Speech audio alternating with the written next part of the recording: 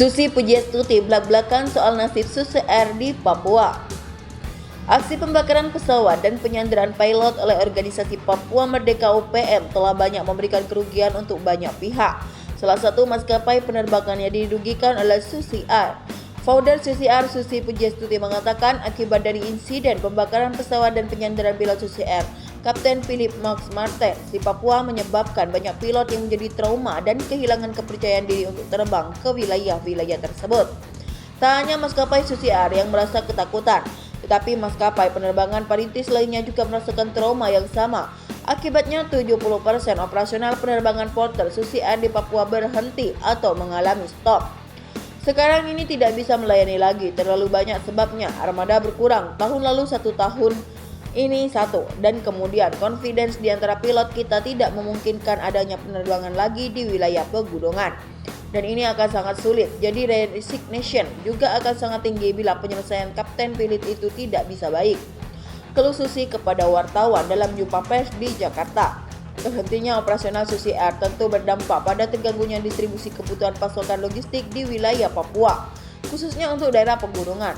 Sebab mobilisasi dan distribusi bahan pokok masyarakat Papua yang tinggal di pegunungan biasanya menggunakan pesawat jenis porter, helikopter, atau berjalan kaki. Hal ini karena akses jalan di Papua yang masih belum memadai. Kalau ada yang sakit jadi tidak bisa berobat. Makanan juga semakin berkurang, sebanyak 70% dari penerbangan dibatalkan.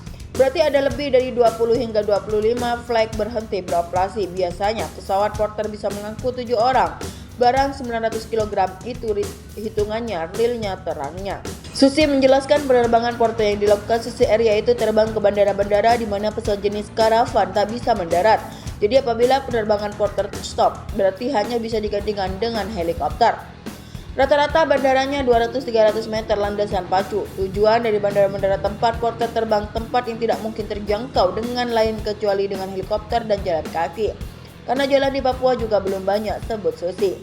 Kuasa hukum Susi Air Donald Faris menambahkan akibat stopnya 70% operasional Susi Air, ditambah lagi dengan pembakaran pesawat membuat perusahaan maskapai perintis itu merugi. Tidak hanya itu, peran Susi Air yang selama ini dikenal melayani masyarakat Papua jadi terganggu dengan adanya kejadian ini.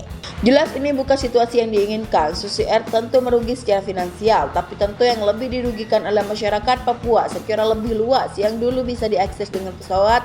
Sekarang sebagian masyarakat terpaksa kemudian menjadi berjalan memasuki hutan untuk bisa mengakses satu tempat ke tempat lainnya. Kuasa hukum maskapai penerbangan PT Asih Pujiastuti Aviation atau Susi Air, Donald Faris, mengungkapkan bahwa pesawat yang dibakar oleh organisasi Papua Merdeka UPM adalah sebesar 2 juta US dollar atau sekitar 30,4 miliar rupiah. Asumsi kurs 15,250 per dolar AS. Donald juga mengatakan bahwa pesawat yang dibakar tersebut juga sudah tak produksi lagi. Nilai atau harga pesawat itu saja 2 juta US dollar. Pesawat itu tidak lagi diproduksi baru sekarang karena sudah close, ungkap Donald kepada wartawan sesuai konferensi pers. Sebagai informasi, jenis pesawat Susi Air yang dibakar oleh kelompok bersenjata tersebut adalah Pilatus PC-6 Turbo Porter. Selain kerugian pesawat, dia menyebut Susi Air masih menanggung kerugian lain seperti halnya penerbangan yang tertunda.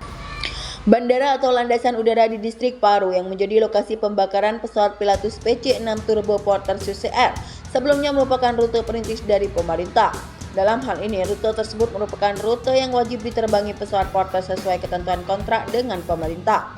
Namun setelah terjadinya insiden tersebut, kini bandara distrik Paru menjadi zona merah atau red zone yang tidak boleh dimasuki oleh pesawat komersil atau yang di luar instansi negara.